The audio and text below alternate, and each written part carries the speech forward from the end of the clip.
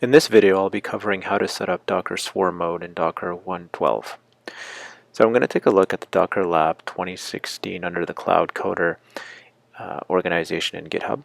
And under here, we have a branch, which will probably be in the master branch by the time you watch this video. There's a part 3 which goes through setting up a swarm. So the prerequisites essentially for setting up the swarm are to install Docker Toolbox. Since we'll be working on a Mac, you can install that on Windows as well. And as well as to have a Docker Hub account, since we'll be building and pushing some custom images to Docker Hub. So the first step we'll take a look at in this video is setting up the Docker Swarm. So in order to do that, we need to create some machines that actually have Docker Engine on them. And for that, we'll just use the simple VirtualBox driver to create 3 nodes. The first one will be a manager node, and the second one will be a worker, and the other 2 will be worker nodes.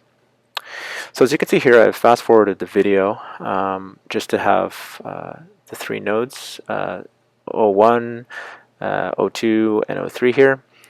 And I'm going to next start up a visualization. So in order to better understand what Swarm looks like, there's a very simple open source project that's available that you can install and run as a Docker container itself that will actually visualize Docker Swarm 1.12. And so I'll run that here. And again, I'll fast forward the video a little bit so you don't have to wait for that Docker pull to complete. And as you can see here with Docker PS, we have the visualizer running on the manager node, and I can go ahead and open up the IP address to that manager node in my browser, and so you can see what that looks like. So right now we have an empty UI since we don't have any machines in the swarm yet. So the next step is going to be to actually add the manager node to the swarm as a manager. So in order to do that, I'm going to use Docker Machine just to make sure that I'm targeting that manager environment. And then I'm going to issue Docker Swarm init, and I'm going to tell it that its advertise IP address is going to be the manager node's IP address. So here we go. So that should have joined that node, and as you can see here in the visualizer, it's now reporting that it has 1 virtual machine.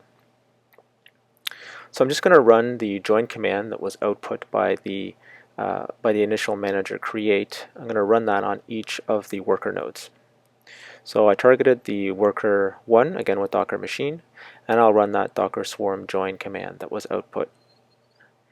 Here you see, here's the worker 1 that's been added, and now I'll do the same thing for worker 2.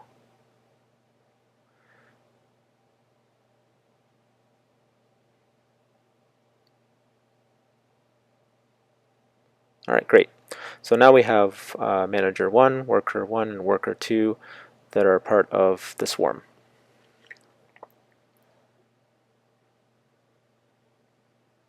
So now I'm just going to go ahead and target the manager node just to make sure that it's listing all of the nodes properly in the swarm.